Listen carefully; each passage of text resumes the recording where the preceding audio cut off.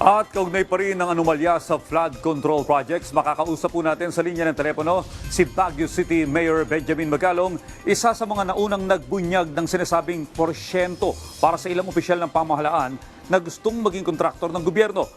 Sir, magandang umaga po, Mayor, at si Audrey Goriseta po ito kasama si Dayan Querer ng Rise and Shine Pilipinas. Good morning, Audrey. Good morning, Dayan. Good morning po sa ating mga listeners.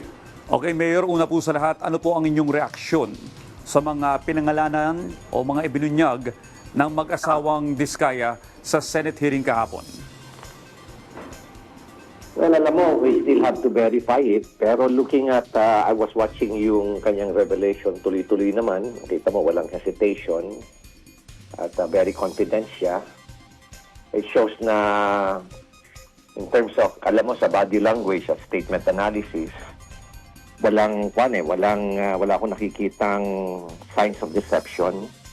Kaya siguro kailangan evaluate mabuti at i-validate yung mga allegations niya. Pero marami ako naniniwala ako na maraming katotohanan doon. Okay, Mayor, ikaw ba anong opinion mo? May kaugnayan ba itong investigation na ito sa pagpapalit ng liderato sa Senado?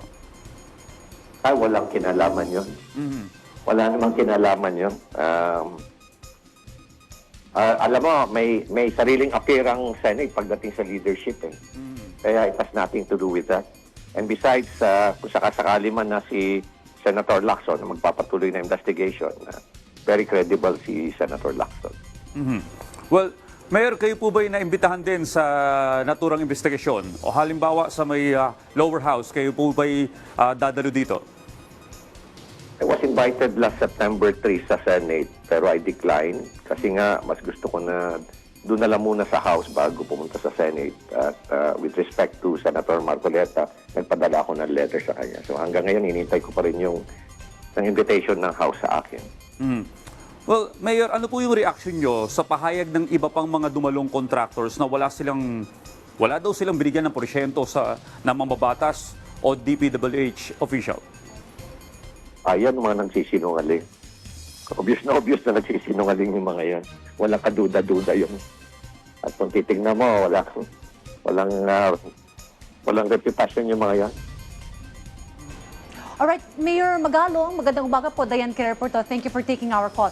Now, Mayor, nabanggit nyo kanina no, na dun sa inyong assessment parang no sign of hesitation from Curly Diskaya nung binabanggit na yung mga pangalan. Pero sa tingin nyo po ba yung kanyang listahan na yun mayroon pa pong posibleng dapat idagdag po doon? Well, limited din kasi yung knowledge niya kasi siyempre yung kausap lang niya, yung coverage lang ng mga projects niya. Marami pa. Ako, naniniwala ko dahil hindi pa tayo umaabot sa Region 2 Hindi pa tayo umaabot sa Mindanao. Hindi pa tayo umaabot sa ibang lugar dyan sa Visayas. Iba-ibang mga contractor pa yan na ayaw magsalita. So, tingnan na lang natin kung dito sa investigating, kung ano yung resulta ng gagawin ng investigating body. Doon, magkakaalaman lahat, lalo na kung ikukulong na sila, isa-isa na sila ikukulong dahil sigurado ako na ang ikakaso sa kanila mga non-bailable offense. Ganon din yung sa mga DPWH personnel. Kasi matibay din naman yung mga ebidensya at nakikita ko naman yung mga ebidensya. Alright, Mayor, talking about that independent commission, well, there are earlier reports na sinasabi na this will be composed by a lawyer, justice, may forensic accountant, and also investigador. Tingin niyo po ba sino-sino po yung dapat na maging composition po nitong independent commission na mag-iimbestiga po dito sa flood control projects na ito, sir? Well, mga naririnig ko dyan sila Secretary Babes Singson, sila Justice Aria Demetrio. I also heard na, hindi ko lang alam si former Secretary Ping De Jesus din. So, siguro mag-iimbito pa sila ng forensic accountant at mga investigador. So, ako, very confident ako na yung mga pipiliin ni Presidente, mga reputable at credible na mga tao, individual, para talaga mabigyan ng credibility yung investigation na yan. Alright, Mayor, si Mayor Vico Soto, nagsalita rin siya tungkol dun sa issue ng, kumbaga, pagiging state witness nitong mag-asawang Diskaya. Kayo po ba, Mayor Magalong, do you think kapag po itong si Curly at Sara Diskaya ay mag-grant yung kanilang request to be state witness, maganda po ba yun? Magiging epektibo po ba ito, sir? Well, that would depend do sa evaluation ng Department of Justice kasi siyempre, unang-una, kailangan kasuhan mo muna siya para ma-discharge sila and then turn state witness. Ganun naman talaga yung procedure niya. So, evaluate yan.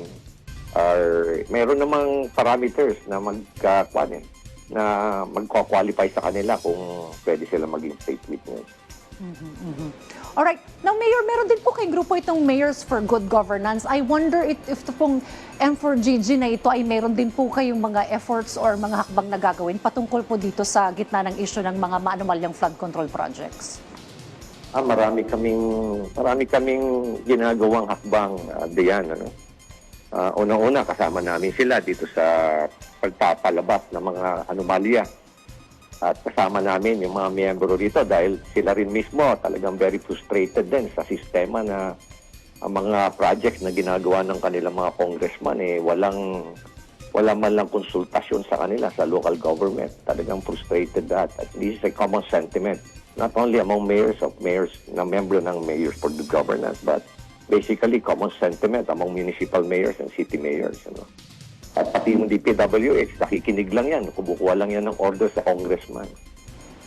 Kaya talagang very frustrating. Kaya kami sa Mayors for Good Governance ngayon, gagawa kami ng isang website, isa secured website, inaayos namin mabuti para doon pwedeng mag-report yung ating mga kababayan kung may nakikita sila mga anomalya, send their photos, mga documents, at ano-ano pa na pwede nilang ibahagi sa amin. And itong mga items na to, itong mga information na to, we will give it to the investigating body. Kaya, anytime soon, ilalabas na namin yung website na yan, papublish namin. Alright. Mayor Magalo, if the time comes na kayo po ay umattend na dun sa pagdinig sa House of Representatives, will you be naming names? Hintayin na lang natin diyan, pag tinawag na ako doon, saka na lang natin malalaman. Appreciate the question. Well, Mayor, kayo po ang isa sa mga unang nagsiwalat ng malawakang korupsyon sa pamahalaan. Ito po ba sa nangyayaring mga investigasyon, tumutugma po ba doon sa mga una niyong sinabi, doon sa mga pahayag din ng mga witnesses sa Senado at maging sa lower house? Yeah, absolutely, Audrey. Lahat, tumutugma talaga lahat. Kasi alam mo, mga informants din naman natin, mga contractors din Tapos yung iba naman, mga personnel din ng DPWH. At yung iba naman, mga kaibigan din natin dyan sa Kongreso. Kaya talagang tumutugma lahat. At marami pa yan, pag nagsalita pa yung ibang mga contractors yan, lalabas lahat, pati mga DPWH. Pag nagsalita yan, pag umpisa na makulong sila, non-bailable, mag-umisa na rin magsalita yung mga yan. Well, Mayor, minsan kasi ang mga balita nalilimutan na pag hindi na napag-uusapan. Ano po ang magagawa ng pangkaraniwang Pilipino para mabigyan hustisya itong mga nangyaring ito sa ating bansa ngayon? Alam mo, they just simply have to be very vigilant, especially kung may nalalaman sila mga proyekto dyan sa kanilang mga lugar. Take pictures, tingnan nila yung mga detalye, maging mausisa sila. At kung may nakikita silang irregularity, all they have to do is report it. Kaya nga nilalabas namin. Merong website si Pangulo natin, sumbong mo sa Pangulo. Meron din kaming website sa Mayors for Good Governance. At itong itinatay ngayon na reporting system ng DPWH, now that we have Secretary Vince, maganda rin yun, na isang platform yun. Pagkatiwalahan niyo si Secretary Vince kasi I've known him since 2005. And we've been together, working together. Kaya kilala ko siya. Kaya one thing that I can tell you about Sec Vince, talaga he can be trusted. And he's one guy na talaga no-nonsense individual yan.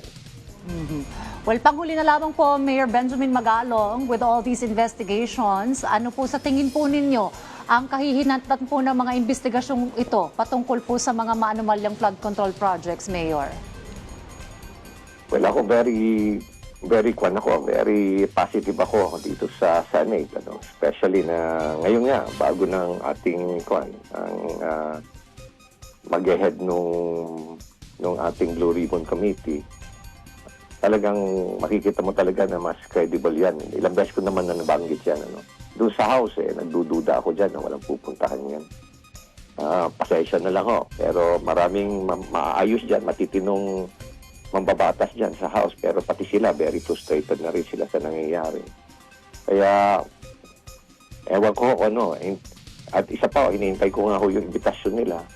At sigurado ako na itong mga involved na mga mambabatas, pati itong mga DPWH, pati itong mga kontraktor, nagsasama-sama na yan, nagpupul ng resources yan para mag-hire ng mga mamahaling mga PR firms yan. Kaya kumikita ngayon yung mga PR firms para talagang tumulong at i-divert yung attention, gumawa ng mga kung ano mga intriga, mga balita para mawala yung enthusiasm ng tao at ma-distract. Pero wag natin payagan. Kailangan tutukan natin to dahil dito nakasalalay yung kinabukasan ng ating bansa at yung kinabukasan ng ating mga kabataan. Just a follow-up ng Mayor Magalong regarding the investigation, particularly din sa lower house. Do you think yung mga congressman na siguro madadawit dito or nadawit dito sa flood control projects na anomaly na ito, should they inhibit themselves dito sa investigation dun sa lower house? Dapat naman, delikadesa na lang, pero nasa kanila yun. Siyempre, automatic yun that they will deny it. Wala namang aamin, parang sabongero din yan. Walang aamin na nanalo sa sabong. Well, on that note, maraming salamat po sa inyong oras dito po sa Rise and Shine Pilipinas, Baguio City Mayor Benjamin Magalong. Salamat po, Mayor. Maraming salamat, Tian and Audrey.